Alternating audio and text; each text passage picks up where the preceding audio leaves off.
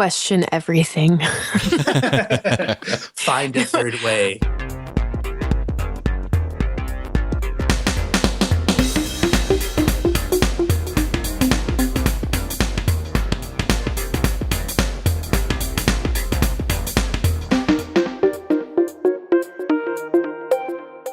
Hello, everyone, and welcome to another episode of the Irenicast. We are a weekly podcast dedicated to the exploration of faith and culture. We are your hosts. I'm Jeff. Hey, I'm Mona. And I'm Alan. Thank you once again for joining us this week. So, how is everyone? Good. I'm good. How are you guys? Doing well, thank you. I'm doing really good because I'm drinking some of the best coffee I've ever had right now. Oh my God. We've lost you to the dark side. Or is it the light roast side? I don't know. It's medium. Oh, yeah. Of course it is. Medium roast is preferable. It is, because if you go too dark, you lose caffeine, right? Yeah, Jeff? yeah. The darker the roast, despite popular misconception, the darker the roast, the less caffeine you're getting. So the long story short is that Jeff introduced me to pour over coffee, and I bought a Chemex about a month and a half ago, and I've been trying all the different roasters because I live in Northern California. There's a whole bunch in the city that I live in, and I've been buying a bunch of different beans. And right now, my wife bought Rwandan beans, and it is amazing. So good. You should listen. I can hear the quality in that sip. Seriously, it's so good. If you guys have not tried pour over coffee, any of our listeners, you should do it. It will change your life. It will. Welcome to the evangelism of coffee. Yes. What about you, Mona? How you been doing? Well, you guys, you'll be very proud of me because I went to the dentist today. And it had been, I'm quite ashamed to say it had been 2 years since I'd gone to the dentist. Congratulations. Thank you. Awesome. And the last time I neglected to go to the dentist for a while, I had 8 cavities. And so I really should learn my lesson. But today, the dentist told me, he actually said, quote, "Your teeth are perfect." Ooh, nice. I was very proud of that. So naturally, I went to the store and bought candy bars. And I don't know. So I've been thinking a lot today about which candy bar is the best candy bar. I have gone through many phases in my life. I mean, there's like a payday phase, there was a Butterfinger phase, there was a Twix phase, and now I'm in the phase of cookies and cream by Hershey's. You guys know this? The white chocolate with the little crunchy balls in there? Yes. Yeah, I've seen that one. I've never tried it. It doesn't sound good to me. I loved it when I was a little kid, but it's been a very long time. I think my taste buds are progressing. If you're eating white chocolate, then your taste buds are degressing. I'm sorry. Is that right? Degressing? Degressing? It's not right. Doesn't It's regressing. I don't know how to talk, apparently. No. I know. It doesn't sound delicious, but it's so delicious. And then I started feeling sick because it's so much sugar. How many did you eat? Well, enough to justify going to the dentist next time, right? I have perfect teeth, so therefore I needed it. You need to use them. Exactly. Do you guys have favorite candy bars? Is that just me that I think too much about this, maybe? No, I think it's important to have a favorite, or even write a blog about the top 5 favorite. Maybe. I never eat them. I never, ever buy candy bars, so I guess it's a big deal when I do it.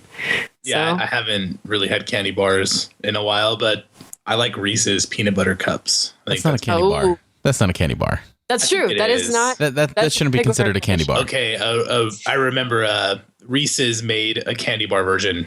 It's called something like some sort of break or I forgot what it's called, but there is a Reese's peanut butter candy bar. Okay, if you don't know what it's called, it can't be your favorite. I think it's called like a fast break or Reese's No, sticks. You've lost your chance. You're done. Jeff, do you have a favorite? I do. I think, well, I'm like you. My favorites have changed over time, but I have that one that I always go back to. So I would consider that my favorite since it's my default, and it's Baby Ruth. I love it. Baby Ruth. Yeah. Wait, does that have the nougat in it, or It's basically a chocolate covered payday. So weird. Oh, yeah. Those are not good. No, they're delicious. I like crunchy toffee, like Snickers, delicious. Heath bars. Bar. That's a close second for me. Yeah. I love those. Back to the Baby Ruth. I don't eat Baby Ruth because all I think about is Babe Ruth when I see those, and I'm not going to eat a candy bar named after like a chubby guy. I think Goonies every time. I think about the Sandlot. Goonies, really? Right? Sandlot. That's what Sloth gives Chunk is a Baby Ruth. No, you're absolutely right. The Sandlot. They're actually talking about the real Babe Ruth. That's Babe Ruth, the great Bambino. He says Baby Ruthie in Sandlot. I think that's what you're thinking of. Yeah. Oh, that's right. He thinks it's some girl that signed the... That's right. Babe Ruth. Girls in baseball. Well, it's funny that you mentioned that you went to the dentist for the first time. I think just a couple weeks. Not the first time. Well, in a couple years. I just recently canceled a dentist appointment because I'm too busy. And quite honestly, I'm terrified of the dentist. Every time I go, I get the shakes, and really, I hate it so much. So much. Really? I get in the chair and I'm just kind of like, I don't like to talk. And then the last time I went in, the lady that was helping me was asking me all kinds of questions why she has like this scraper in my mouth when she's cleaning my teeth. And I was like, how am I supposed to answer these questions? And then you know how like when people will give you a suggestion and you're kind of like, oh, that's good. But then certain people have like a tone to their voice that makes it sound condescending. Yeah. Yes. Yeah. And that was this lady. The whole time I was getting my teeth cleaned. So I'm already terrified and now I'm annoyed. And then she started to try to like make comments. It's one thing to make comments about what you know, like, you know, you're a teeth cleaner or whatever. But it's another thing to, she started talking about like, oh, you know, the gray in your hair mixes well. And I'm like, listen, lady, like you don't get to tell me like how to fix my hair and stuff like that. Like, yeah, I know it's gray and I know it's prematurely gray. So leave me alone and don't try to like, anyway, I get annoyed easily when maybe she was taught that she has to say something positive for every like negative thing she has to say. So when she's talking about your stuff, she has to reach for some compliment. And that was the first thing that came to her mind. Maybe, or maybe she just wasn't taught anything on how to interact with people. Maybe not. I was tempted to like do a complaint, but that feels silly too. Mm-hmm. I had a cleaner once who was like asking all these questions and I would try to answer and he'd be like, shh.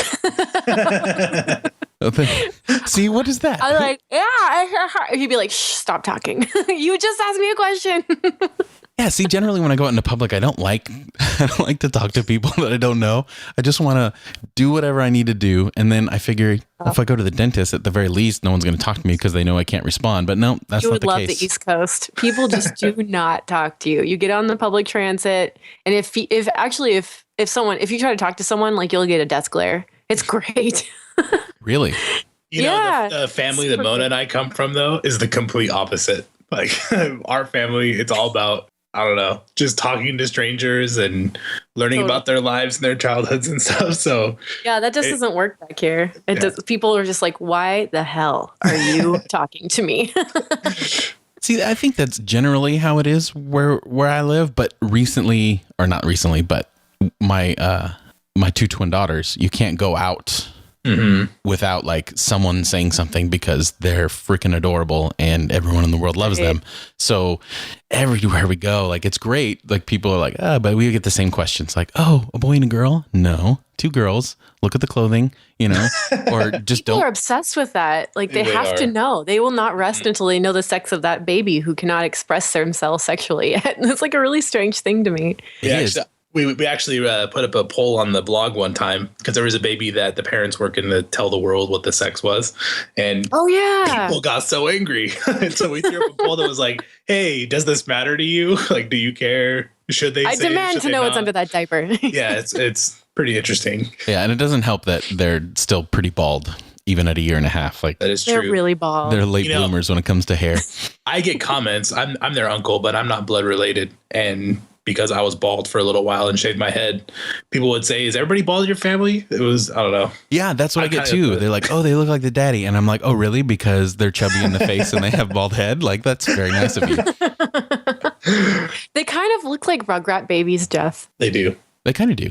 I mean, in a way act that like it too. They pull stuff up to the like little playpen crate, not crate. You don't put your babies in a crate to the gate for the playpen and try to climb over. Like, I've seen that firsthand. It's pretty cool. Oh yeah, they're pretty genius when it comes to trying to find things to climb on.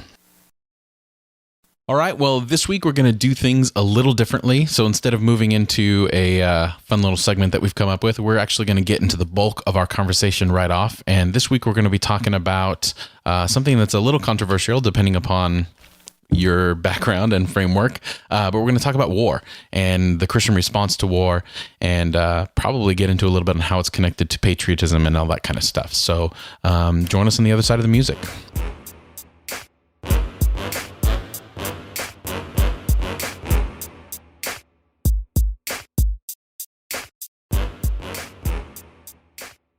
All right. So this week we are going to talk a little bit about war.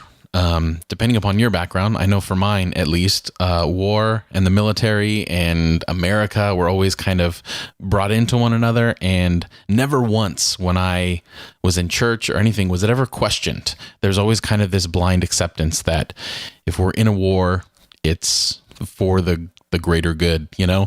And I think we talk a lot about that right now because there's a lot going on that I think is a reflection of that idea and how maybe we've maneuvered through it, and then what things kind of bother us as we go along with it.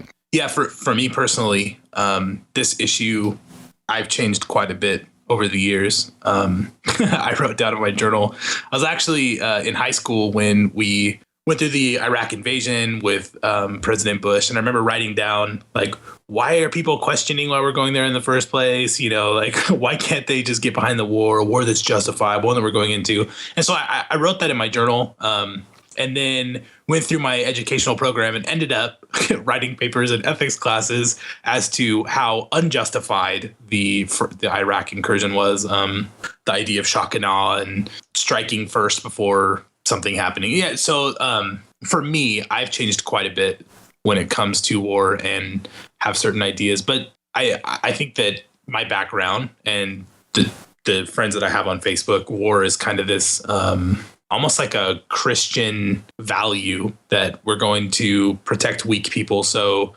we need to, as Christians, engage in this violence and help America set to right the evils that are in the world. That's my experience. Yeah. Yeah. So just to piggyback off that, I can resonate with a lot of that. But I think early in this conversation, we need to make clear one thing, that we are not anti-troops. And that honestly, for me, whenever I get into these conversations, is that the first place people go is that, why don't you support the troops? They're sacrificing their lives for you. And so I want to posit that actually there is a very strong case to be made that you can oppose war and still support the troops, and actually maybe support the troops more by opposing senseless war. Yes. So if anyone's listening and you have military ties, either you yourself are in the service or your family or your family's history, then, thank you for your service. We don't want to be disrespectful to anyone, but we do want to address this very close link between Christianity and militarism in the United States in the last, 100 years or so. Absolutely. Particularly. Thank you. I think that's an important distinction, because I think in this conversation, you're right. And I've seen so many other people that default is, oh, well, you're against the troops. You're doing this. You're doing that.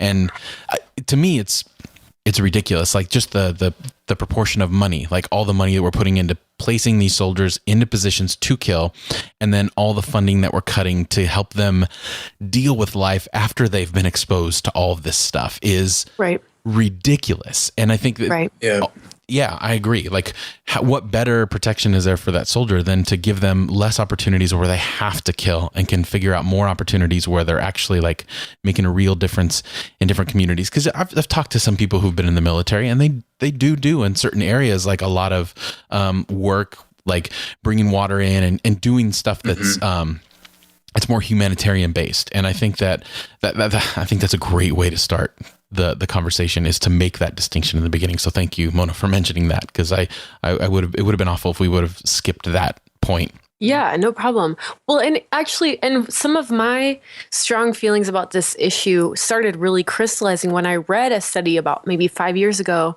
when we were still in Afghanistan, in official terms, at least, that the majority of soldiers, including those on the ground, opposed the war in Afghanistan. Yeah. And that was like mind-blowing to me, that actually soldiers who were being sent over did not believe it was just. And like, what did that mean? So, and I had friends friends that went straight from high school into the military and ended up going over there, and they told me their stories and the things that they were asked to do to them that they didn't believe were ethical. And so I think supporting them and supporting my own friends looked like questioning what exactly was happening. So just like you said, that survey, like I've seen that firsthand with people that I love and care about. And the ridiculous difference in those that have actually died in combat in comparison to those that have died from suicide after being back from combat is awful. So I think that says something about the situation. And I think it doesn't help that a large segment of Christianity in America really glorifies it and celebrates the violent aspects of it, as opposed to the soldier themselves.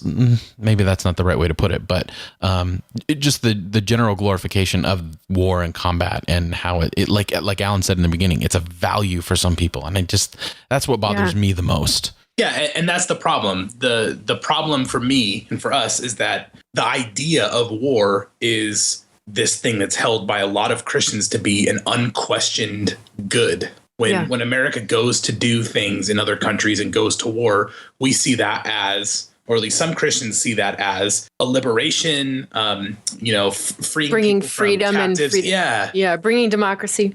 Mm-hmm.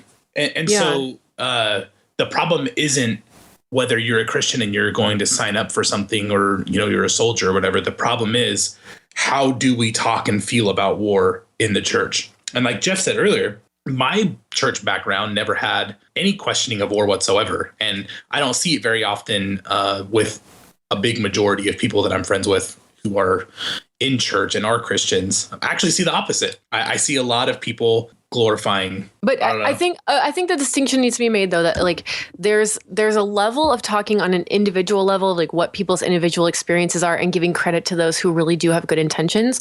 But then there's a much bigger systematic level, or systemic, where you really get an institution of like our entire economy being wrapped around a machine of war that's too big to fail, and that's protected and funded by our tax dollars, and that is so implicit in the way that we run our country that we can't see outside of it. Like, that to me is the bigger issue, and that's something that Christians need to be talking about, and do talk about in large circles, but not in some. And in the church Jeff and I were raised in, like the pastor is a vet, which, great, thank you for your service again.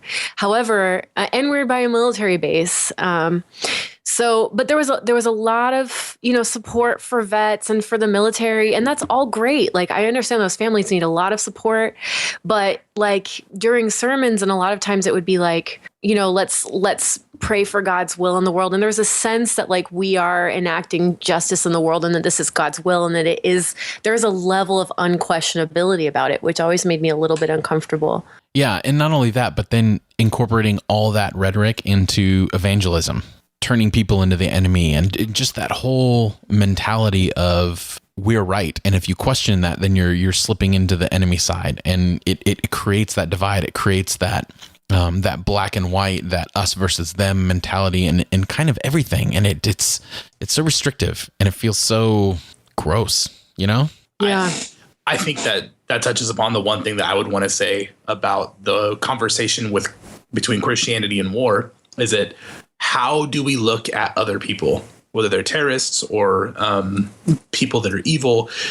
I think there's a lot of demonization that goes on with Christians. We look at people and classify them as evil or not. But I think that most Christians believe that all people in some sense have strayed from perfection, however that looks, whether it's like a fall originally or they choose to sin. But we all have this ability to do evil or to do sin or whatever you want to call it.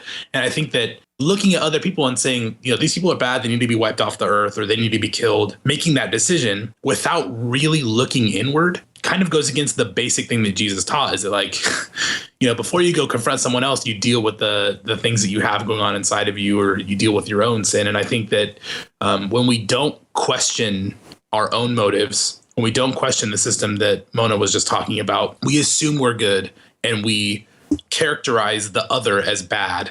That starts even when we're little kids, right? We're like, did you see G.I. Joe growing up? Either of you? course. The cartoon.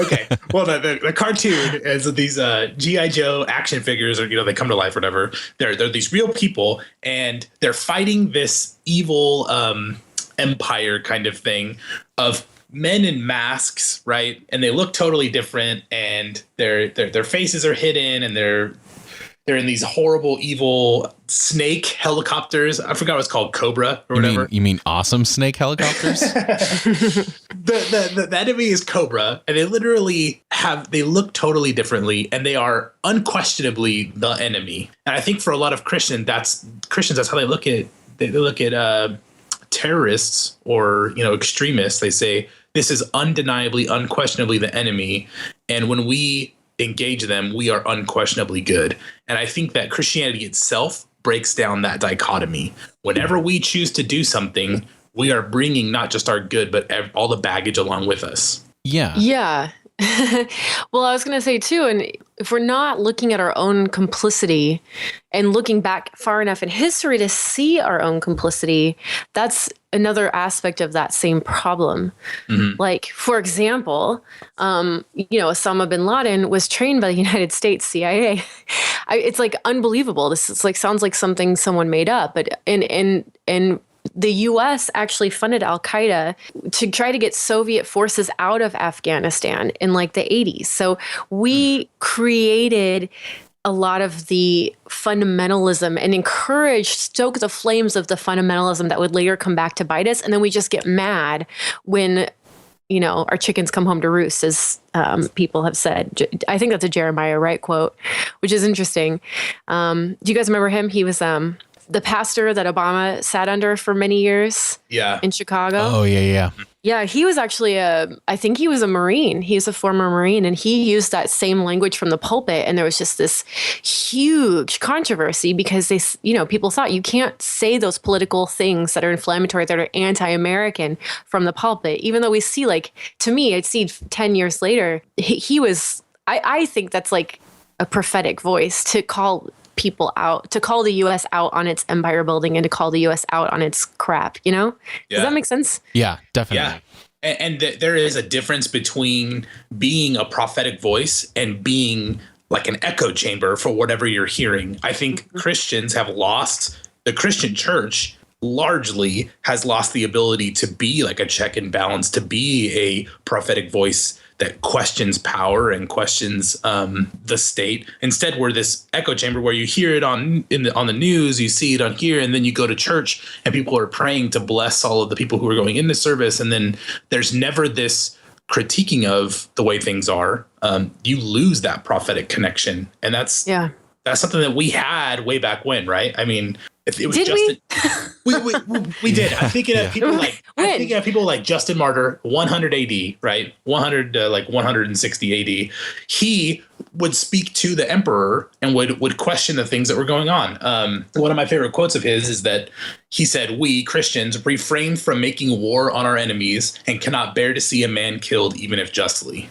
And so there was this real sense in the Christian community, at least really early on, that probably because Christians were persecuted, but the sense that you don't just look at people as enemies and resort to violence. And there was this real critique of power.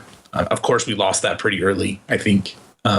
Very early. Very early. It seems to be the isolated voices. Constantine, like the middle of the 4th century, when Christianity became one with power, it got very difficult to be a prophetic voice because we're a part of the system. So if you don't know the story of Constantine, that's a pretty interesting story, right? Do you remember, Alan?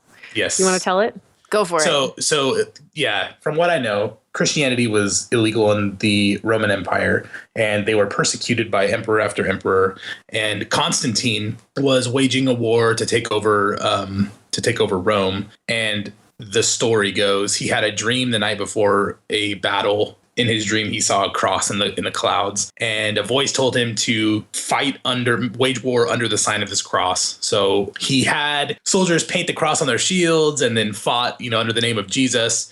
And he won this battle, eventually became emperor and took over the Roman Empire. And he made Christianity legalized for the first time So he called the leaders of the Christian church to get together, define orthodoxy, even, eventually define a canon. And that's the books of the Bible. And really, he was instrumental in creating the church as we know it. And I think it wasn't necessarily the religion of the Roman Empire. It wasn't the official religion until officially the next emperor. But at least Constantine, through his warring under Jesus, established the Christian church as we know it. And so ever since then, the Roman Empire became a Christian empire. And and they called it Christendom. And that's something that we've extended even in the United States, right? I mean, the early United States, people wrote about the promised land, used very religious language when they founded, the documents of America. And so Christianity has been holding the hand of governments and power for centuries.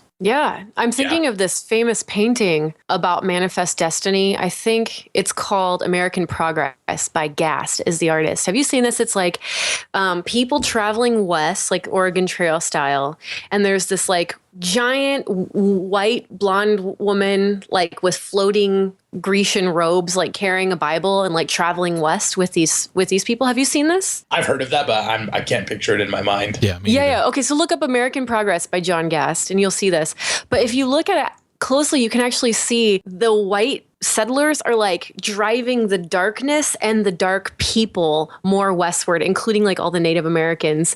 But it's really amazing, this idea that like it's okay to enact violence because the will of God is behind us. Mm-hmm. Like we are really God's justice and God's prosperity in the world. And like that's what we stand for. And therefore, when we act in the world, we are acting like on God's behalf in a lot of ways. So manifest destiny, I agree with you, Alan, is completely tied to Constantine and this idea that when we enter a space, we are bringing Christendom in there. And it doesn't matter what we do. Our actions can be justified because we are ultimately bringing, like, we're paving a way for the gospel to go forward, So a lot of atrocities have been done in the name of that. Yeah. I think the problem is that, we're talking about history and there's this greater context to Christianity and violence and nations and all of that. But we live in a context that goes from 4 years to 4 years to 4 years. So everything has to be this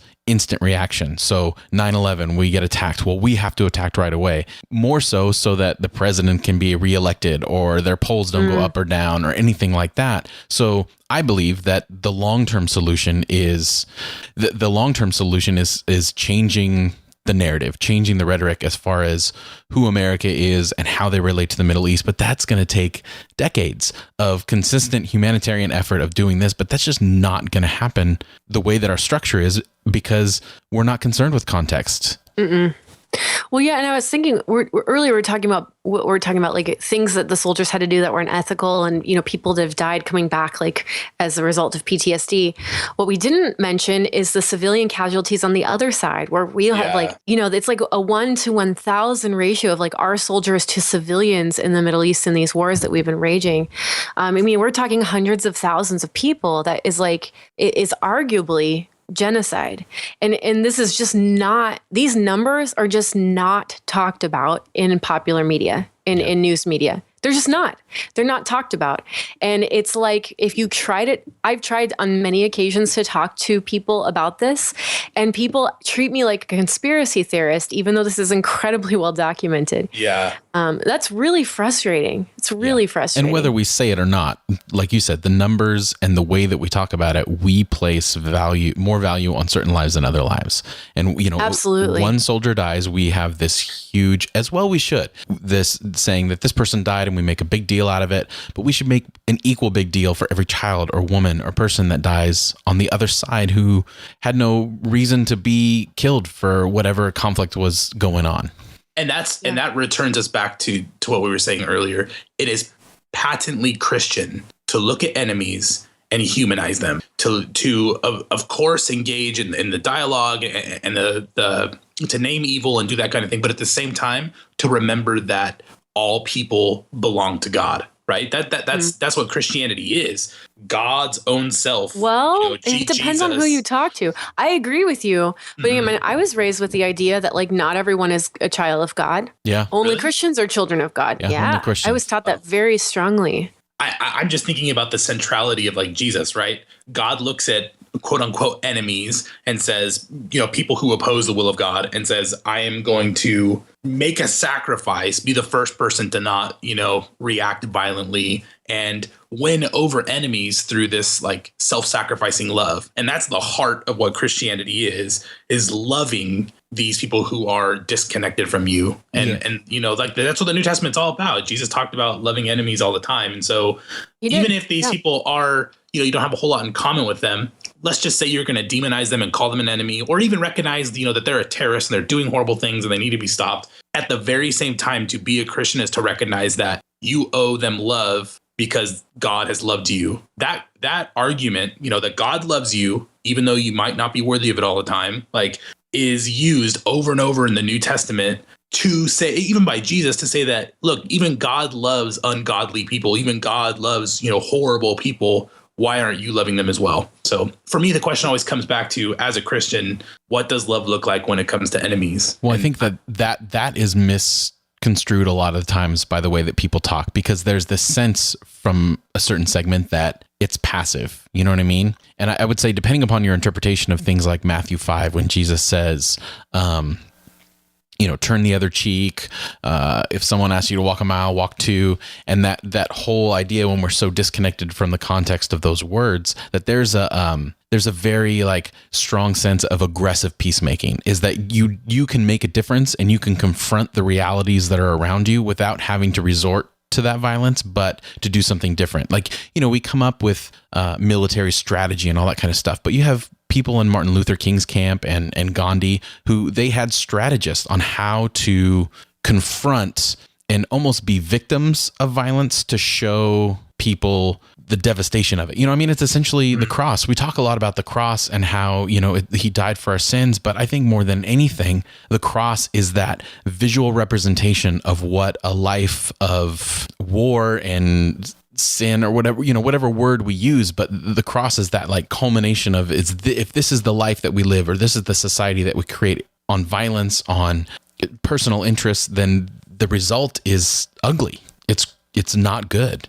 I agree with you, Jeff. And I tend to not find a lot of life in this idea that God suffers so that no one has to suffer anymore, through sending Jesus to die, or this idea that God turns suffering into goodness. Like, I really do think that that's like created this psychology where in a lot of ways death is life, and to embrace death means to find the will of God in some way. And I think that is so harmful to think that way. And I know a lot of theologians like today are really starting to resist this idea, even, okay, and this is where it gets really controversial, and if you guys disagree, that's fine, but even that any concept of atonement, that God wanted Jesus to die on any plane or in any capacity, is inherently death embracing. And it's like, what does it look like for us to re-examine even the way we read the Bible? And so this is one option among others for how to like deal with violence, but in a way that does not embrace any form of violence, even violence that's meant to be redemptive. Like, what might that look like? Some people ask. So I understand what you're saying, and I think that that's a huge conversation that we should have for another podcast episode. Talk about the atonement, or why did Jesus need to die, and how to look at that. But I think like if I want to answer in accordance with the earliest of Christians, it's the idea that Jesus overcame violence. However that looks, however we're going to go about it, is that like the cross is God overcoming the powers of violence. That's what the resurrection is. That's what Christianity, is about, early Christianity. And so how do we talk about violence now? Like that's a question we can all answer like right now, because there are people who are posting on Facebook or like saying, go watch this movie. We were talking about that earlier, right, Jeff? That there are movies that have come out recently that Christians are getting behind that. Well, yeah. Which ones were they? Particularly like startling for me is that a large segment of Christianity has supported that movie American Sniper, about someone, about a guy named Chris Kyle who, was a sniper. And this is a quote from this guy. This kind of gives the we all know quotes from Martin Luther King, because the contrast is American Sniper, this biopic about this sniper named Chris Kyle, and then Selma, this instance in Selma with Martin Luther King and the violence that came as a result of their peaceful sit-in. So, we know Martin Luther King, I Have a Dream, or hopefully we do. If not, listeners, go read everything that he's ever done. But here's a quote from the sniper. It says, "I only wish I had killed more. I loved what I did. I still do. If circumstances were different, if my family didn't need me, I'd be back in a heartbeat. I'm not lying or exaggerating to say it was fun." That's Good gross. God. That should be unsettling for those of us that claim to worship the God of the universe and followers of Jesus Christ. Like, well, I mean, it's hard. Yeah, I mean, I wonder more about what the context is. I haven't seen the film, but it's. Mm-hmm. I wonder why so why do Christians tell each other to go see this movie? Is this guy a Christian in the movie? What is it? At least what I've seen on Facebook, Jeff, you could probably answer this better, but just for my part, I've seen Christians posting constantly about how we need to remember this hero because he was tragically murdered, right? He was murdered on a shooting range. Another veteran. Yeah. Mm-hmm. By another veteran. Whom he was trying to help because he knew suffering from PTSD. Like I'm not, and I think that in connection to that, like he was trying to help someone. And I think that says more about just the culture of violence that war creates, is that here's this one guy who was a sniper trying to help someone else who was suffering from very traumatic symptoms of post-traumatic stress syndrome. And he ends up killing him. Like it's this cycle. And I think that the appeal for a lot of Christians is that, like what Alan was saying, it was that patriotic, like he was a hero. He needs to be remembered. He needs to be memorialized, because I've seen a lot of memes and things like that. And you know what?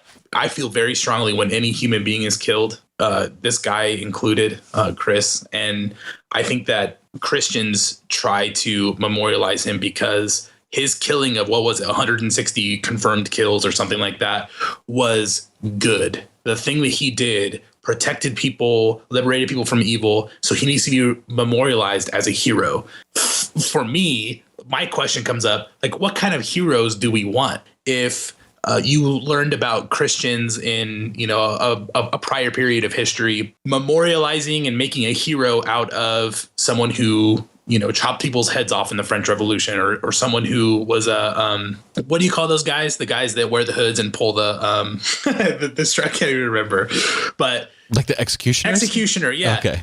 So basically, what this guy was an executioner, and like, is that something that you want to memorialize and say, this is so good, this is something that needs to be modeled? You know what? That's actually a good conversation to have. There are Christians going over to other parts of the world right now as contracted killers. Do you guys know that? That there are people who feel that they are called by God to go protect innocents, so they are contracting as Christian killers to go to places that need it and kill people in defense or whatever. And they're doing this because like anti-ISIS, like people trying to. Yes. That's really fascinating. Yeah. I don't know what to make of it. Yeah, exactly. And so I'm a pacifist. I guess I'd say it right now, right? I'm a pacifist, and it is something that I struggle with every single day because I read the New Testament, because Jesus is my role model. That is how I've chosen to relate to the world. But there are some things that make me question that all the time. And the ISIS situation is one. Like, I have a really hard time justifying my pacifism in the face of things like that. But on a larger scale. Yeah, but on the same note with that, I'm sorry to interrupt, Alan, but on the same note with that, like if we were consistent with our pacifism, then the situation with ISIS wouldn't have been created. So by resorting to war earlier on, we created this ISIS situation, and then we feel like we're in a situation where the only way we can deal with that is to create more violence on top of it, and then all we're doing is creating another thing down the like. There's got to be a place where we stop and we're like, look, we are the victims of this. This happened to us. But we are also incredibly complicit. Exactly, and we need to come up with another strategy, because the last time we tried to attack this way brought us to this situation. And I think that, I don't know if we have the capability in the way that I think we do as people, but I don't know if our system has the capability to be able to stop and go, all right, enough is enough. We don't want to deal with this again. It feels like we're letting it go, but we're not, because we're creating a better future. Because we talk about it all the time, creating a better future for our kids and our grandkids. And I think we need to apply that principle to the wars we choose to participate in. And we can we can vote, right? We can get politically active. We can do things to oppose certain things. We can do that, but also we can control, and this is my passion, we can control the way we talk and the people that we memorialize. We can do that like right now. Agreed. In our churches, on Facebook, like whatever. And my question is, we really need to ask ourselves as Christians, what do we want to make into a hero? You were saying, American Sniper outsold Selma, and I've seen way more Christians supporting one than the other. And the question is like, what impulse do we have to look at the good in the world and then make that our aspiration? Instead of aspiring to be a sniper that kills 160 people, like, is that something Christians should aspire to, or at least like not celebrate? And then, I don't know. Do you guys get what I'm saying? Christians should aspire to having a world to where there's no need for a sniper. You know what I mean? For sure. Yeah. And this is our failure to look at bigger systems. And I think it's also really important to note that this is a failure of biblical interpretation. Alan, you'll like my point here, I think. So I'm remembering reading back to Martin Luther's commentary on Matthew, and I believe this is the passage where he talks about, he's talking about blessed are the peacemakers, in the Sermon on the Mount, right? So we all, blessed are the merciful, for they will receive mercy. Blessed are the peacekeepers, right? And so Martin Luther gets to this point, and I think I'm remembering correctly, I can go back and check this, but where he says, he's talking specifically about your question, Alan, about executioners. Is it right and just for a Christian to be an executioner?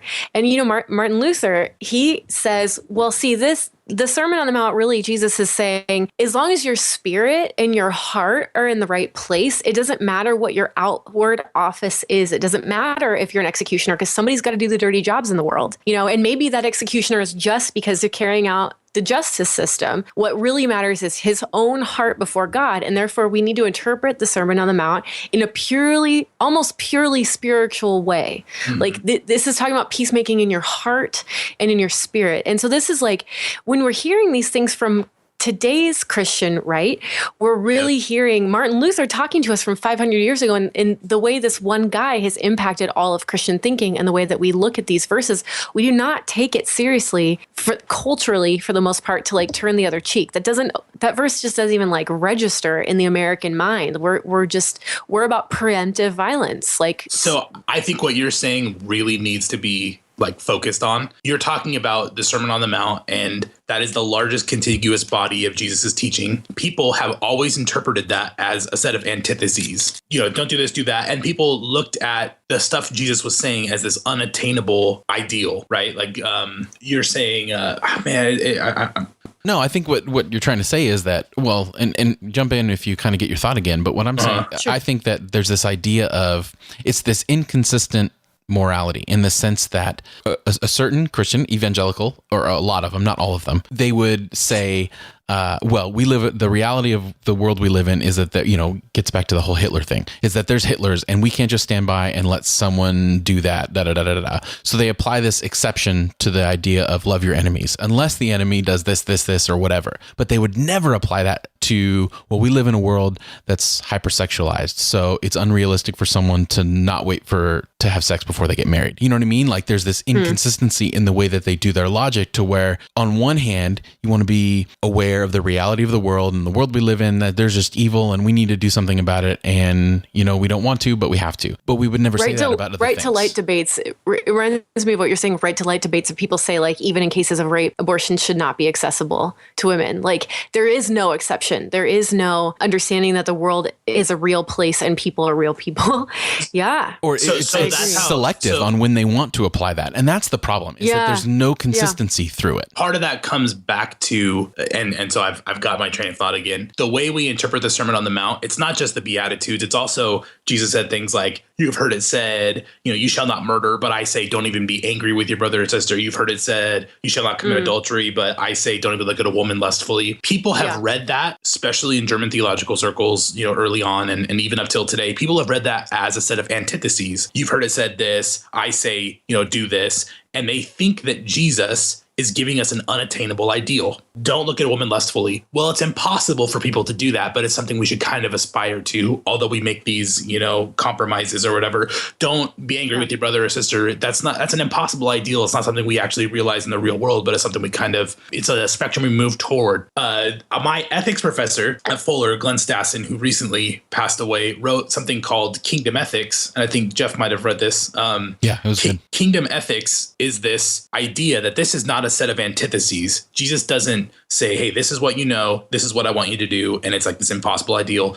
It's actually a set of three things. You have heard it said this, I say this to you, and this is how I would apply it. So Jesus says, you've heard it said, you shall not murder. I say, you should not be angry with your brother or sister, and then goes on to say, hey, if you're going to give an offering, leave it there and go be reconciled to your brother or sister. He gives these really practical ways to do a third thing. So it's not just these antitheses that are set up against each other. Jesus is honestly offering new ways of engaging the world. And if you look at the Sermon on the Mount that way, it completely opens up this idea that Christian ethics is not about these ideals that nobody can aspire to. It's not about these black and white things. It's about getting into the mix and living a third way, doing something different that addresses the issue. And that's what Jesus was doing in the Sermon on the Mount. So if you look at it that way, like it really bolsters what you are talking about, is that it's not necessarily about war or not war. It's about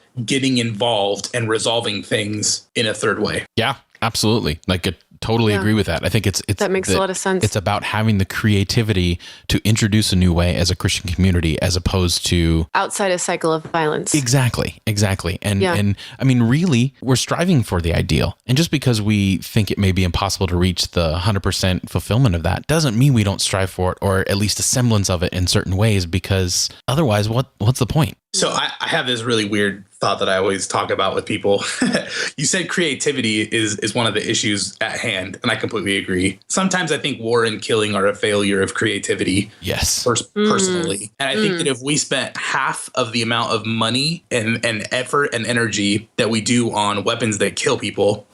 Did you guys hear that we just replaced our jets with something better in America, and it cost something to the tune of, like, someone will have to look this up, but like $40 billion, or I don't even know how much. Yeah, which could actually buy every person without a home in the U.S. a home. At 400 grand. It's such an insane amount of money. I always think about the economic aspects. Mm-hmm. Yeah, and that is just to update from one version of a jet to another, just to have the latest and greatest jet. That's what we spent our money on. If we take half of the money that we spend on creating really good weapons that kill people, what if we invested some of that in less than lethal options? Like, I know there are some out there, but what if we spent all of the time and effort and energy and honestly glorifying in our media weapons, like the news and video games and all those kinds of things, glorify weapons. I know junior hires in my youth group that knew 40 different kinds of weapons and what caliber of bullets they had, but they couldn't tell you one thing about history or anything else like that. But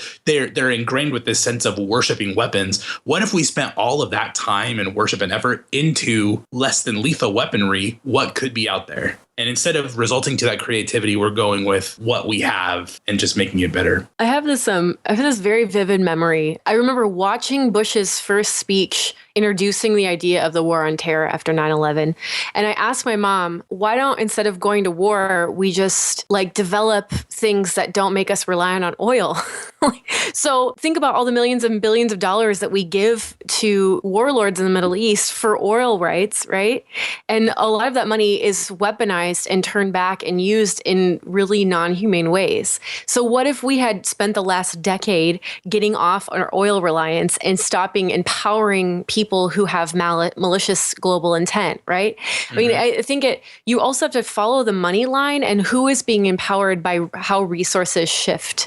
And so I think that is part of the creativity too. So not just like a third way once the reality has been created, but actually looking for ways to completely subvert the entire situation as it stands, right? And I think that's Absolutely. what all of us are getting at, is that Jesus was saying, like, look at this thing that you're dealing with in a completely different light, And peacemaking is something that is often, it's not seen. It's not a seen thing. And often it is like preemptive in a way that is very creative, like you're saying, Alan. And isn't that the point? Like, isn't the whole center of the teaching of Christianity and Jesus is this central thing of hope, and to provide creativity enough to change a situation that feels so big and so unchangeable. Yeah. With creativity, there's hope in that. There's, we can do this. We wouldn't, those people wouldn't have sat down in Selma if there wasn't hope that they were making a difference in this bigger picture that at the moment felt so impossible to change. And they did, right? Exactly. They did.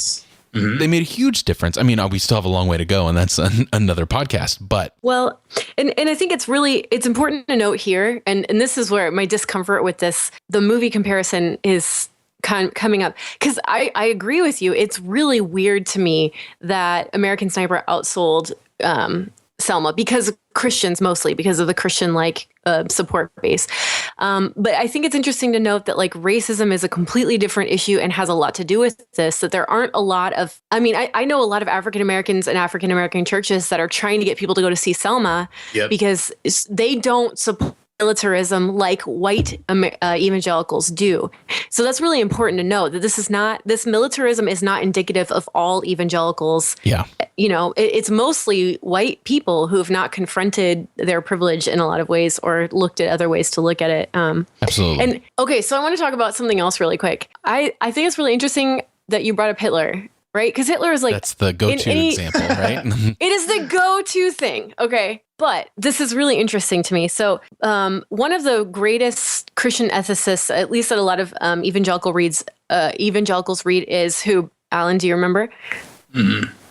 Quiz. Bonhoeffer. Right? Oh, okay. Yeah. Bonhoeffer is his work on ethics is some of the most astounding in the 20th century.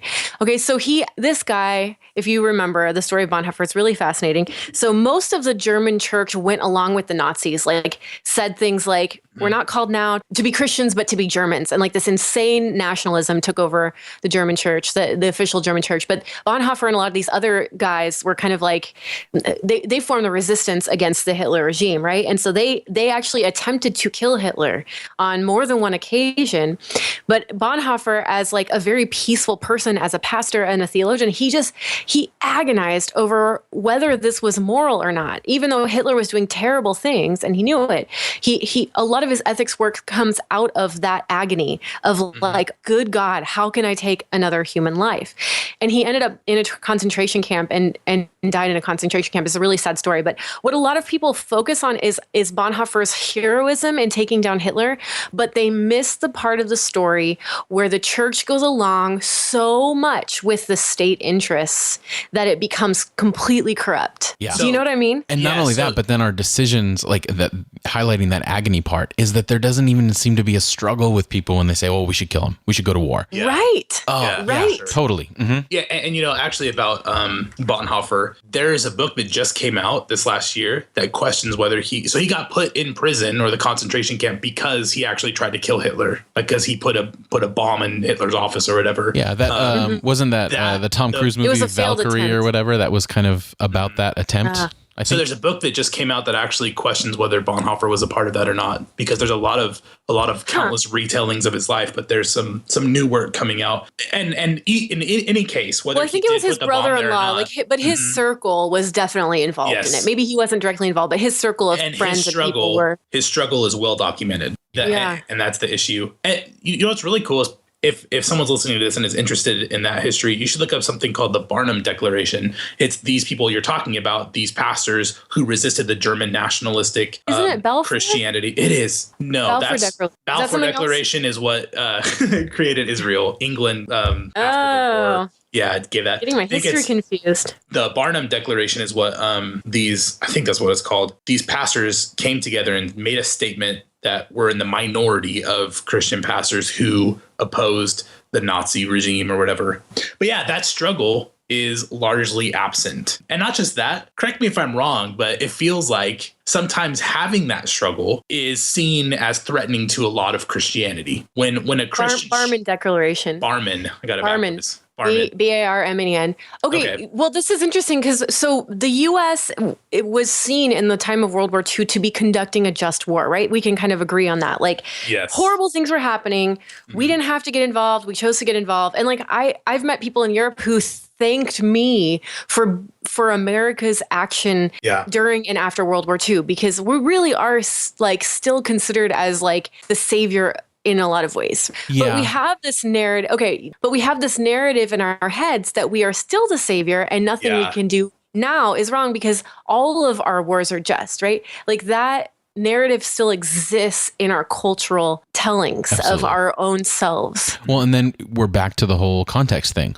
Why was Hitler able to even rise to power? Well, because Germany was so devastated in World War I. So it was this cycle of violence that created this new cycle of violence. So I think it just power vacuums so as well. Yeah. Power vacuums are really, really dangerous. And we've not learned our lesson in that way either, because this is exactly the same exact story with Middle Eastern wars. It's the same story. We help create power vacuums and then we get mad when someone rises to power that we don't like, you know? Well, I think we should just stay the heck out of it. Don't you guys think? I mean, we have 200 military bases around the world, over 200.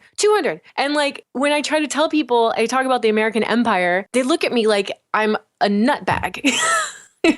Yeah. But like, if that's not empire building, I don't know what is, you know? Like, I mean, we're not connecting 200 words, but we undeniably have the largest military presence. We spend the most out of all the, you can look at the statistics of how much we spend on military versus everyone else. And we're basically, if you look at it from a purely economical standpoint, and I'm not even talking Christian or whatever, we're footing the bill for security in the world. Right. We're the ones that are taking it upon ourselves to be the world's security because of all those bases and everything like that. And there but why do we with do that? But there comes with that a feeling of paternalism, right? Of us being like the person that's patting the world on the head, or we we're are the ones great that, benefactors. We are spreading freedom.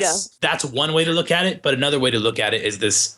Some Christians look at that as self-sacrifice, as we are sacrificing for the greater good of everyone else. We are the proverbial dad that works too much and ignores the kids at home. You know, I mean, we're providing this for you, but not really giving you what you really need. Well, I think we'll receive it. I think that this conversation has so many layers to it, and I think we've definitely only scratched the surface. But we don't have enough bandwidth or memory to fit the entire conversation of what that is. But we do want to hear from everyone who's listening, whether you agree or disagree with us.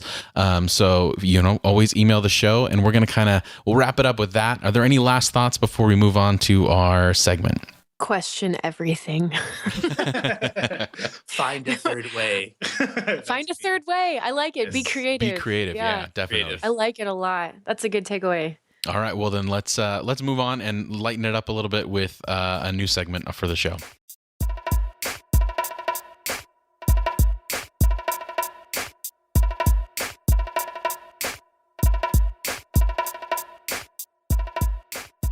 All right, we are back, and we are going to finish up today with a segment we like to call Famous Christians for 100.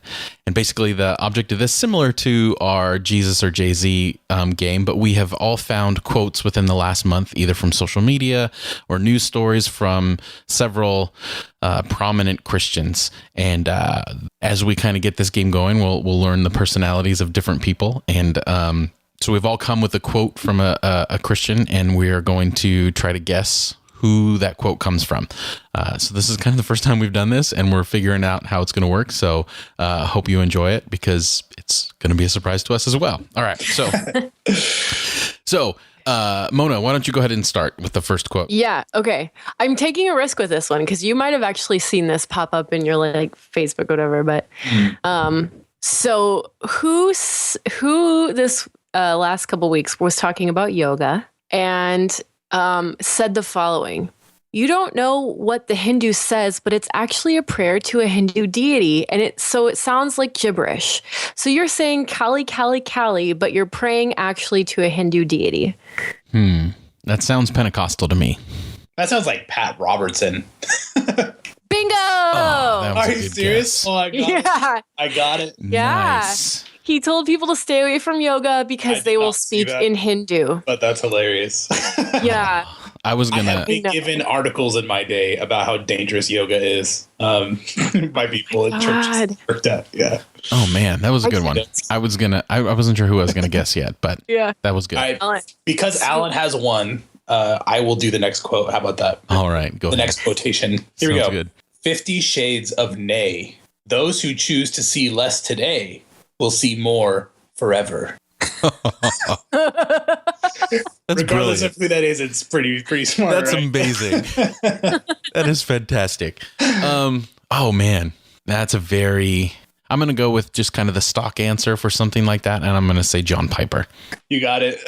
Really? Man, this game is too easy. What's going on? No, it's not. I wasn't going to get. All I could think about was a YouTube video.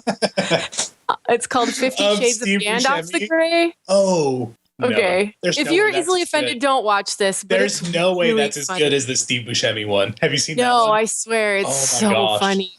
50 Shades of Steve Buscemi. Okay, they actually superimposed Gandalf into the 50 Shades of Grey scenes. Like, that's amazing. It's so good. Yeah. Okay. Mine done, John Piper. Mine isn't as religious, but I think that the tone of this quote definitely represents this person. Our life is like a mist. We are here one moment and then we're gone another. Don't waste any more days. Be an on-purpose person. That sounds like Rick Warren. Is that what you said? I said it first because I knew you were going to get around to it, so I tried to get it in there. So I will let both of you guess before I reveal the answer. I'm going to say Rick Warren. Okay, I'm going to say Bill Hybels just to go, Willow Creek. You got Saddleback, I got Willow Creek. We'll see. Nice. Neither of you are correct. Oh no. Yes, although Rick Warren, I would have guessed that too, but just because you're thinking the on purpose thing. I was going to say, you pronounced purpose purposefully to just mislead me. That's what it was. I kind of did. I'm not gonna lie. Well, the answer is Joel Osteen. Nice. Joel Osteen, right? That's very, very inspirational. Very. It is. Yes. All right. Did you blink while you said it? Of course I did. I had to get in a character. Can I be? I probably shouldn't even say this. I don't know if I can say this or not. But Mona, your dad's voice sounds exactly like Joel Osteen. Have you ever known that? Why did you say that? I swear, if you listen to Joel Osteen, it's the meanest thing you've ever done to me. I know. I love your dad. He's actually, amazing. no, Joel Osteen. I think I can actually tolerate Joel Osteen. When I close my eyes, Joel Osteen sounds exactly like him. No, it's not anything against my dad or Joel Osteen. I can actually tolerate Joel Osteen. It's just now every time I hear my dad talk, I'm going to think about that. So thank you for that. Thank you. You're welcome. Okay. Mona, I have one out. more. Yeah. One more. Okay. Who said in reference to transgender friendly bathrooms, it violates every sense of privacy and decency for people of both sexes, adults and children? So it's not a super religious, but this is a very religious figure. So I figured it counts. And went on to say it's not only ridiculous, but it's unsafe. There are so many Christians that say that right now, though. I know. That's tough. I'm going to guess Huckabee. Oh, okay. Alan, what do you think? I don't know if you know this person, so I just know people who, like, in my circles that are not your circles I can't think of any popular person that would say that. I'll just say Wayne Grudem. He was one of the heads of the biblical gender standards thing. Yeah, you're right. I have very little exposure to Wayne Grudem. Yeah, I have no idea who that is. So I guess I'm wrong. Okay, so actually, whoever was talking about this, you're right. This could be like a number of people, but it happened to be Franklin Graham. Oh, seriously? Yeah. That makes sense. Yeah, Billy Graham's son, Franklin, is now like kind of taken up his mantle, but he's like way more charismatic than Billy Graham was. So that's interesting. And a lot more politically involved than his dad was too. A lot. Well, Billy Graham was pretty politically involved, I would say. I mean, he went to the White House all the time. But you're right. Vocal about his. He's more sectarian than Billy Graham was, probably. Right? Yeah. Is that what you're talking about? Sure. Yeah, I don't know what that means. Accurate. Like more like siding along party line. Yeah, more adamant against or for stuff or whatever. All right. Well, I think that I like this game. Yes, this is a good one. So we'll put this into the rotation. I think this is a keeper. Yeah. for sure. All right. Well, I think that'll do it for us this week. Thank you so much for taking the time to listen. To support the podcast, rate, review, and subscribe through iTunes or wherever else you get your audio content. Also, don't forget to check out our blog at irenicast.com. And as always, we want to hear from you. So if you have any questions, comments, or concerns for the podcast, please feel free to email us at podcast@irenicast.com or follow us on Twitter at irenicast or on Facebook, facebook.com/irenicast. That's a lot of social media things, but we're available. So for this week, I'm Jeff. I'm Mona. And I'm Alan. Thanks for joining the conversation.